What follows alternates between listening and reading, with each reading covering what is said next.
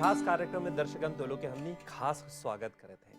आज हमनी के मुलाकात दुगो ऐसन मेहमान से ओकर संगे करावब मुलाकात जोन भारत से आल हवन लेकिन उन लोग के दिलचस्पी है, उन लोग के रुचि है हमनी के भोजपुरी संस्कृति पर, हमनी के भोजपुरी परंपरा पर।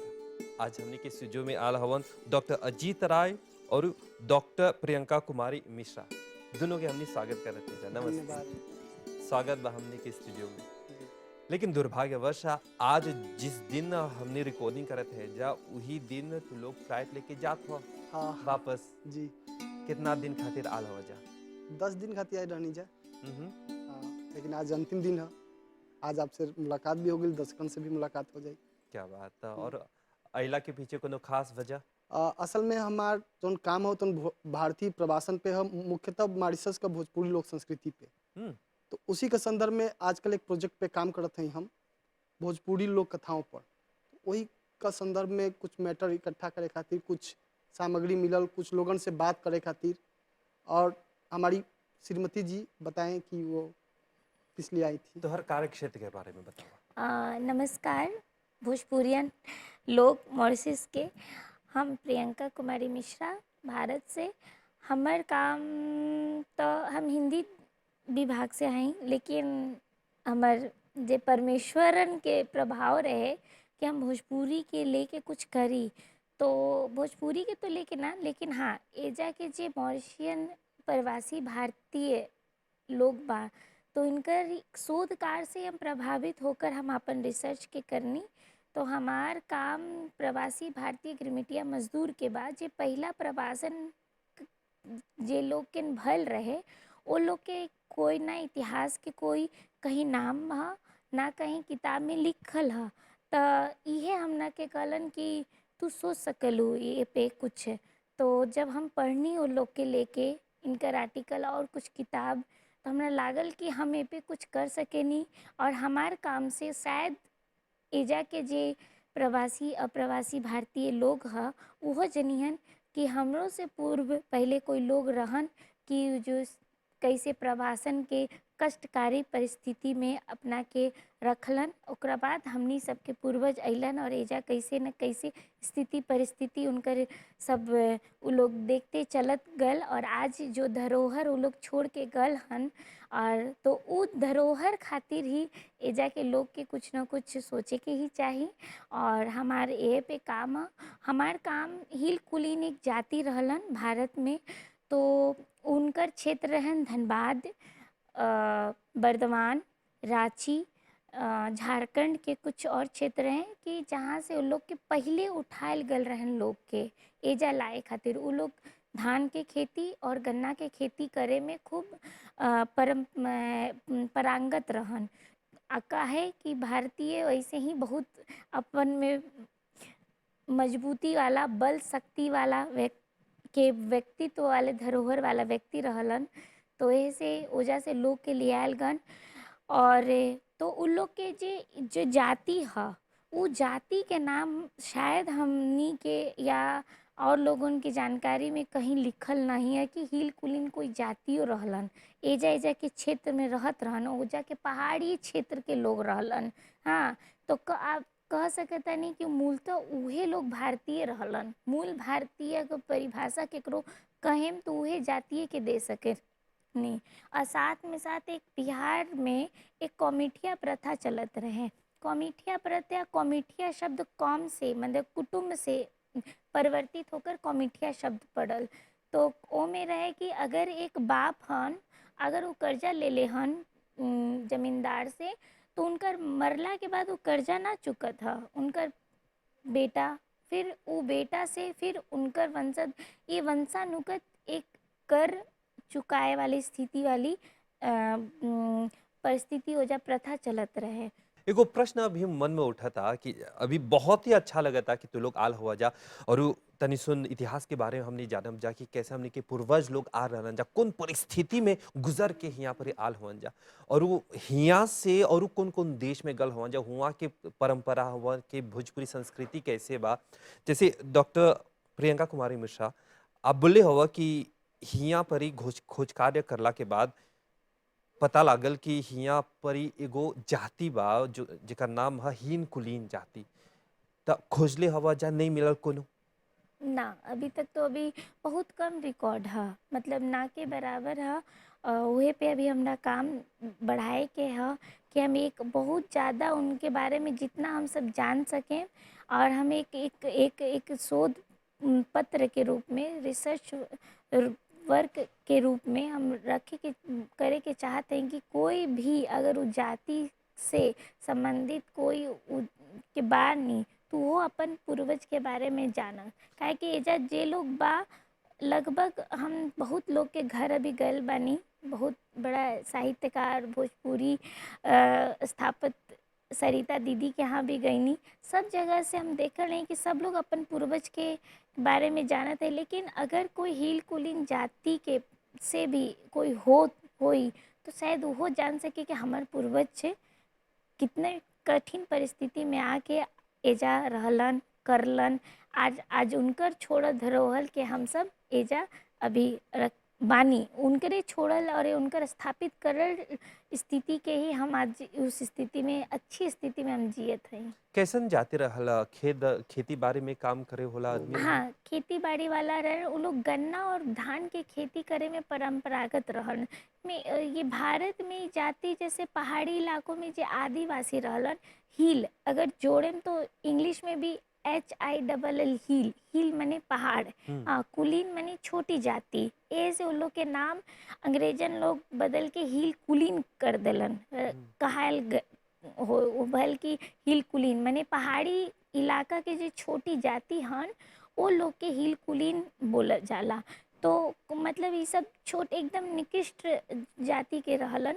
तो लेकिन उन लोग के ई रहे कि वहाँ ज़्यादा से ज़्यादा चावल के खेती होला उ क्षेत्र में। तो जे जब उन लोग के प्रवासन होत रहे तो जाके जे अंग्रेजन लोग रहे या फ्रांसीसी लोग, वो लोग सोचलन कि काहे ना गन्ना के खेती के साथ साथ हम चावल के खेती के भी कुछ ही कर। तो उ संदर्भ में भी वो लोग के लेके प्रलोभन के माध्यम से एजा ले आयल रहन लोग, प्रवासन भयल रहे उन लोग के। तो लोग की बात अब बोलब कि हमनी के देश में जब हमनी के पूर्वज लोग आल रहलन जा त ढेर कहानी के साथ ढेर घटना घटे रहल वहाँ पर ही। और अभी ले के ढेर छात्र छात्राएं रिसर्च करेलन ई सब कौन परिस्थिति में कैसे आल रहलन जा, कहाँ कहाँ से आल रहलन जा। यहाँ पर ही डॉक्टर अजीत राय भी हवन। आप अपन रिसर्च वर्क करत हुआ जी हमनी के भोजपुरी लोक कथा पर, जी। त तनि सुन अपन रिसर्च वर्क शोध कार्य के बारे में बताओ। जैसे जौन प्रवासन भइल, जैसे अभी प्रियंका जी बताई कि हिलकुलिज पहला प्रवासन भइल रहे, तो हिलकुलिज जौन प्रवासन भइल रहे ओकर कोनो रिकॉर्ड ना कल रहे, प्राइवेट रूप से। जैसे जो जो गरमिटिया मजदूर अलन वो एग्रीमेंट के तहत रहन। ब्रिटिश सरकार जौन है यहाँ के बगान मालिकन से एग्रीमेंट के ले रहे 5 साल खातिर कि आप 5 साल खातिर ले जाइए। लेकिन जौन बाकी शुरुआत का जौन मजदूर आए 1834 में जौन प्रवासन भई रहे 1833 के बाद, तो उनके रिकॉर्ड ना रखल गई, काहे कि ई सबके लोभ प्रलोभन देके ले आवल गई। लेकिन जब लगल कि भारत में मजदूर सस्ता बालन सा तो ओके ले आवल गई। तो ये जहाँ जब लोग अलन जा तो पहला चीज ये रहे कि भारत के हिंदू धर्म में कहल गई रहे समुद्र के पार ना करे के चाहिए, जो समुद्र पार करी वो अपवित्र हो जाई। तो हमरी का जौन पूर्वज रहलन वो 3 चीज लेके वजह से चलन। पहला चीज की एगो धोती, रामचरितमानस पाठ, फिर तुलसी जी का माला और जनेऊ और गंगा जी। अच्छा, ये रहे कि हमने कहल जाला कि जब जनेऊ जेके एगो पवित्र कहल जाला, जनेऊ संस्कार एगो होला कि जब हम समुद्र पार करब और गंगा जी छिड़क ले आ मानस पाठ करके अगर हम जनेऊ पहन लेहनी तो हम पवित्र हो जाई। तो उ लोग रहे कि हमार धर्म जौन बाटे, हमार संस्कृति बाटे तो बच जाई। अब एजहाँ अइला के पीछे बहुत सारा किस्सा कहानी रहे। जैसे कहल जाए मारिच के कहल गल कि ई यहाँ सोना बाटे, पत्थर उखड़ब जा तो नीचे सोना मिली, तो तुम लोग राजा हो जी बजा। तब जे गई जहाँ से अपना गाँव घर से कोई लोग बस आ गई, कोई व्यापार के बस आ गई, कोई ओके घूमे के शौक रहे वो आ गई, क्योंकि धनी बने के ज़्यादा शौक रहे वो आ गई। तो ये लोग जौन जैसे जैसे आवत गलन जा तो ओकरा पीछे एगो परिवार छोड़ दिलन जा अपन। उस परिवार का एगो बिछड़न का बात रहे, दुख का बात रहे। तो केहू अपन पत्नी के छोड़ के आ गई, केहू बेटा के छोड़ के आ गई, केहू अपन माँ बाप के छोड़ के आ गई।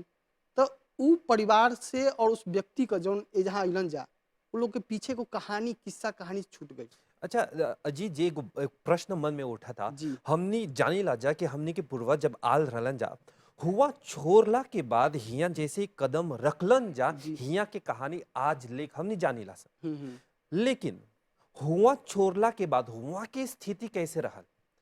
कोनो परिवार से भेंट होल कोनो ऐसन? जैसे हम जो हमारा प्रोजेक्ट चलत था वो इसी पे आधारित बाटे कि भोजपुरी में जो लोग भोजपुरी क्षेत्र से जो प्रवासन कैलन जा उ लोग का लोक कथा किस्सा का रहे और जब वो लोग यहाँ अलन जा जब पहला कदम यहाँ रखल जा ओकरा बाद लोक कथा किस्सा कैसे बदल गई।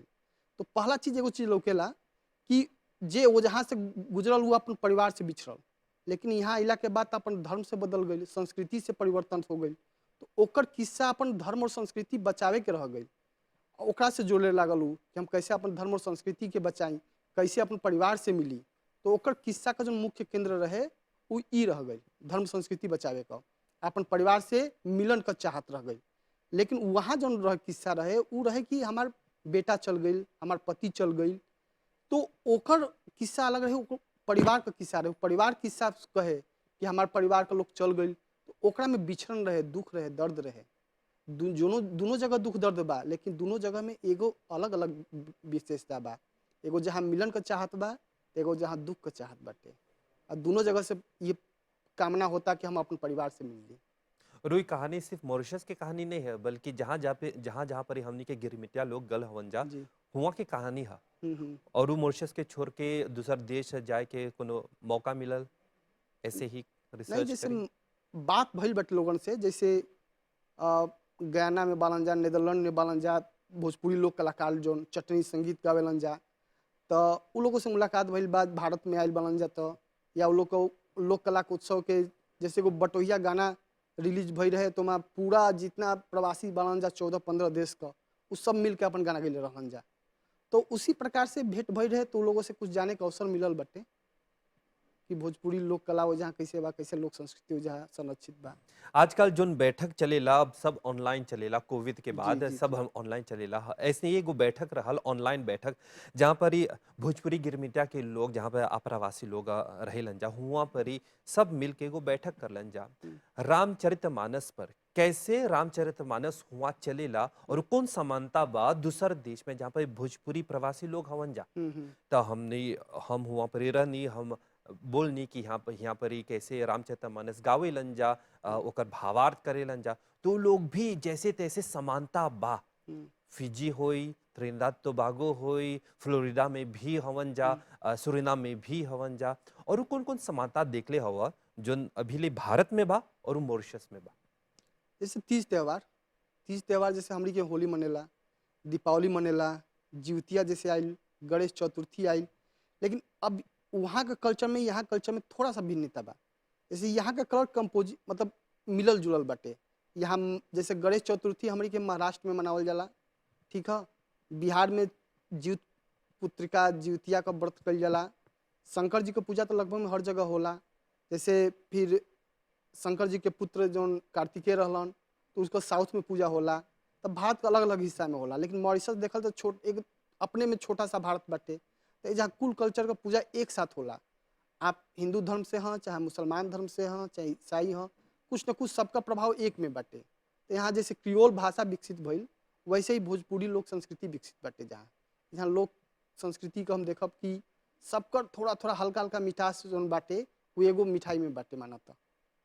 तो लोग के बताओ कि डॉक्टर अजीत राव और डॉक्टर प्रियंका कुमारी मिश्रा दोनों श्रीमान श्रीमती हवन जा मिस्टर मिसेज हवन जा दोनों अपन रिसर्च करत हवन जा यहाँ पर ही आयला के बाद भी रिसर्च करत हवन जा। अजीत जी एगो प्रश्न आप भारतीय हवा भारत मतलब एगो विश्व जैसन है तब भारत पर रिसर्च न करके मॉरिशस के लोक कथा भोजपुरी लोक कथा पर रिसर्च करत हुआ कर पाछे कोनो खास कारण?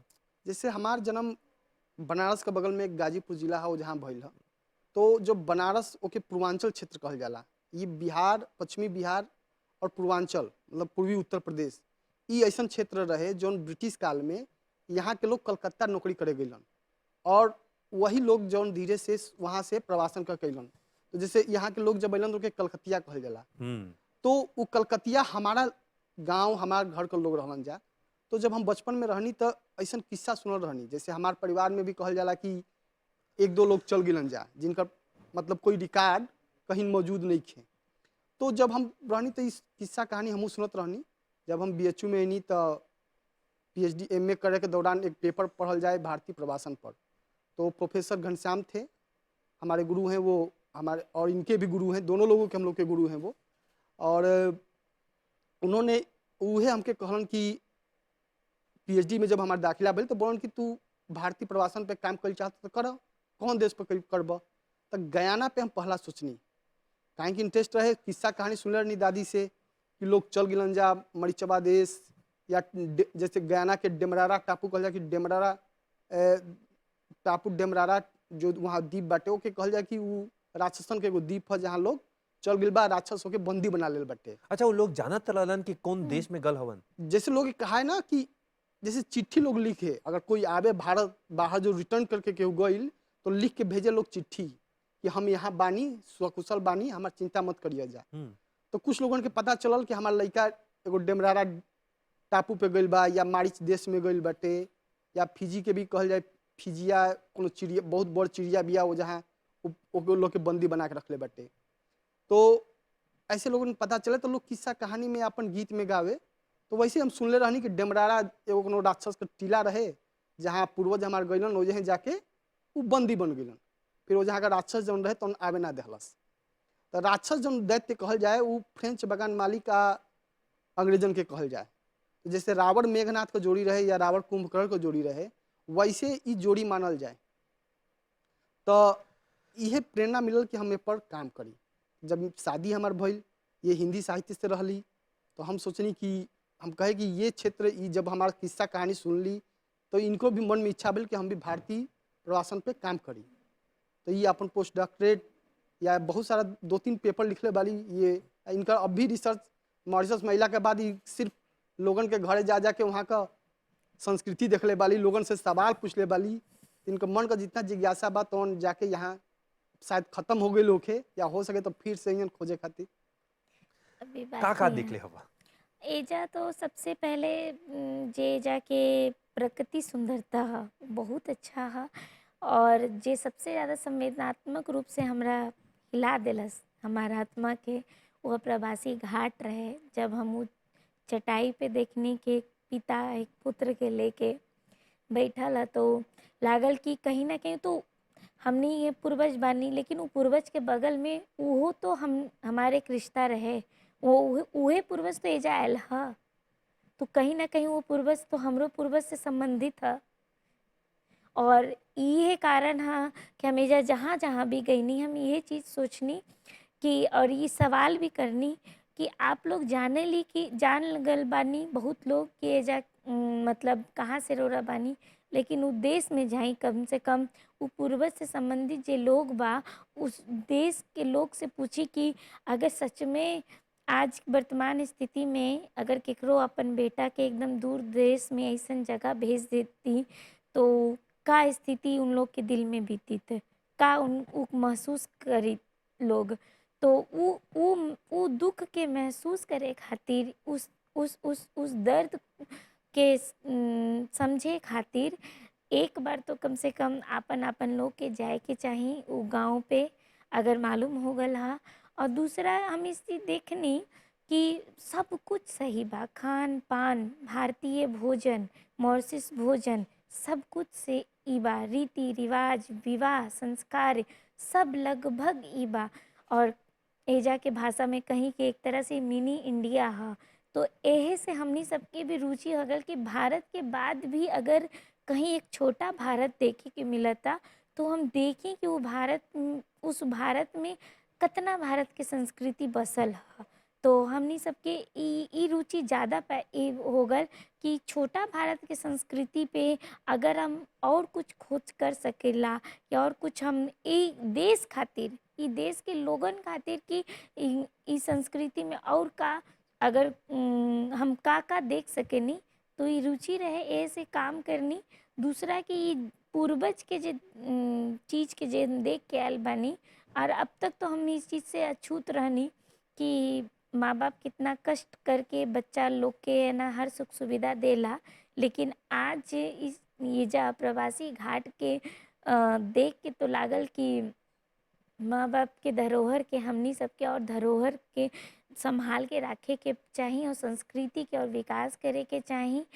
उस संस्कृति को अब संस्कृति के अंदर मने बदले के नइखे। हाँ, ना ही हमनी सबके मिटा मतलब भूले के हा और ना और विकास करे के हा। और यही में हमनी सब सत्यदेव प्रीतम जी से, सरिता बुद्धू जी से, रामशरण प्रहलाद जी से, फ़ोन से, व्यक्तिगत साक्षात्कार से ही सब देखने के वो लोग बहुत प्रयास करलन। सत्यदेव प्रीतम जी से तो मिलके इतना अच्छा लागल कि इतना शब्द में एक शब्द भी उन लोग वो अंग्रेजी ना बोलन। तो ये सबसे रहे कि इतना 7 समुंदर पार भी एक एक देश ह और देश के लोग ह कि आपन उ संस्कृति के पहचानता और उ जद्दोजहद उ लोग करता। तो काहे ना हम भारत के लोग के संदेश दी कि जहाँ वो पाश्चात्य संस्कृति से प्रभावित होता लोग आजकल भारत के लोग, तो कि है ना देखी कि 7 समुंदर भी भारत की संस्कृति के प्रभाव किस तरीके से होता। तो में मॉरिशस सबसे ऐसन देश है कि जेमें सबसे ज़्यादा भारतीय लोग बा और भारतीय संस्कृति के वास बा। फिजी गयाना में भी होई, अभी मौका ना मिलल वैसन कुछ स्तर नइखे मिलत कि ओजा जाके हम सब काम करी। मॉरिशस में वो अवसर देलन हमनी सबके। सबसे पहले तो 14 में राय जी ही अइलन विश्व हिंदी सम्मेलन में। तो ये जो स्तर बा ऐसने सम्मेलन अगर भीजी ज्ञाना और कहीं भी अगर विश्व स्तर पे होई तो ज़रूर ओजा जाएम जा। ओजा भी अगर संस्कृति के जहाँ अब संस्कृति होता ओजा हम सब बताएं कि भाई आप अपन संस्कृति के बचाए के कोशिश करे, जैसे जाके मॉरिशस के लोग करतन लेखन के माध्यम से, पठन के माध्यम से, स्कूल में भोजपुरी ई संस्था के माध्यम में, भोजपुरी स्पीकिंग संस्था के माध्यम से भोजपुरी भाषा के बचाए के प्रयास चलता, अपन संस्कृति के बचाए के प्रयास चलता। और खास करे जा और करे के रुचि भल कि देखिए हम सब कहीं भी जाए नहीं ट्रेन में ही में तो बड़ा अपन भाषा के लेके है ना क्लिष्ट हो जाए नहीं कि भाई भोजपुरी बोले में कैसन लागी। लेकिन ये तमिल, तेलुगु, अंग्रेजी सब लोग बंगाली आपस में अपनी मातृभाषा लोग बोलला। हमनी के अपने में भोजपुरी बोले में अपना में अपमानित समझे नहीं। तो हम एजा के उदाहरण देम कि एजा के लोग घर में अपन भोजपुरी बोलता, भले बाहर सामाजिक तौर पे किरोल भाषा के प्रयोग करता, लेकिन आप अपन तीज त्यौहार में अपना लोग से मुलाकात में भोजपुरी भाषा बोलता। तो हमनियों के अपन भोजपुरी भाषा ही बोले के चाहिए। जहाँ हिंदी भाषी क्षेत्र रहा, हाँ जहाँ कहीं भी बा, गांव क्षेत्र में तो अभी भी भोजपुरी बा। गांव क्षेत्र में अभी भी कुछ बाजार में जाई तो कैसन बा, ई दाम बताई, हऊ दाम बताई, ठीक बा। लेकिन अगर वह उत्तर प्रदेश के शहर बनारस में आ जाई तो जहाँ हिंदी के प्रयोग होता, काहे कि वो भोजपुरी भाषा क्षेत्र तो हम भोजपुरी में ना बोलेम, लेकिन लोग अब भूलत जाता। तो ऐसे हम एजा के बोलेम कि देखी ये जो लोग बोलता हमनी सबके भी भोजपुरी भाषा के और सुदृढ़ बनाए खातिर करे के चाहिए। जब 7 समुंदर पार जो चीज़ हो सकला तो हम अपन देश में कहे ना एजे से ना उ संस्कृति विकसित भइल बा, स्थानांतरण भइल बा। तो ये एक चीज़ प्रभावित करलस। और दूसरा कि एजा के जे व्यवहार बा पूर्वज के चीज़ बा एजा के लोग कभी भूलल नहीं खे। और शायद मैं दोबारा अवसर मिली तो आएम तो ये देखेम कि वो और विकसित होई। अभी होता उपे काम और लोग के मिल के देख के लागल कि बहुत अच्छा लागल। बिल्कुल बिल्कुल विकसित होई और उ ढेर काम करे के हम्म, बा। जैसे हम्म, ढेर संस्था बा यहाँ पर ही काम करे हम्म, खातिर भोजपुरी संस्कृति भोजपुरी परंपरा पर। तो लोग से एगो बात हम बोलब, जैसे ई दोनों जना आल हवन जा आगरा से आरा से हम्म, भारत से ही देखे के कि भोजपुरी संस्कृति भोजपुरी परंपरा कैसे आगे बढ़ता और कौन प्रकार से ई रिसर्च वर्क के तैयार उ लोग सकियन से करे। हमने एगो मांग करब जा, हमने के पूर्वज आल रहलन जा विदेश से मतलब भारत से, अपन संगे अपन भाषा अपन संस्कृति लेके आल हलन जा। हाँ, हमनी जानी ऐसा कि हमनी चौथी पीढ़ी या फिर पांचवी पीढ़ी या फिर तीसरी पीढ़ी, कोनो पीढ़ी, लेकिन कहीं ना कहीं हमनी जुड़ल हई जा उ पूर्वज से, जहां पर उ लोग आल रहलन जा, उ कौन परिस्थिति में आल रहलन जा। आज हमनी के पास एगो माटी बा, एगो घर बा, परिवार बा, नौकरी बा, ई सब बा। का कोनो ना कोनो प्रकार से हमनी के पूर्वज के योगदान नहीं है, चाहेला ओकरा याद करे के, चाहेला ओकर संस्कृति, ओकर भाषा बचाए के। कार्यक्रम के अंत तक आल हैं जा, लेकिन जाए के आगे अजीत जी तनी सुन अपन कॉलेज के बारे में बताओ। हमार कॉलेज भभुआ कैमूर में बाटे स्थित।